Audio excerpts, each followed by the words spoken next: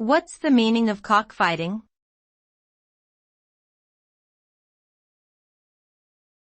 Cockfighting.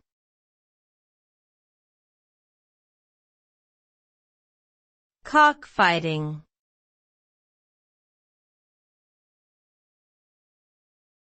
Cockfighting.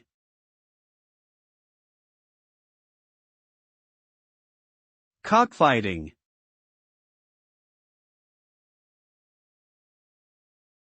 Cockfighting is a blood sport where two roosters are placed in a ring and made to fight until one dies or cannot continue. The birds are often equipped with sharp blades on their legs, which can cause serious injury or death. The fights are commonly associated with gambling and illegal activities, and are considered animal cruelty in many countries.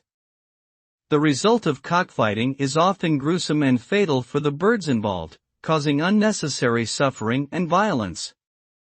It is important to discourage and condemn such practices to promote the welfare of animals.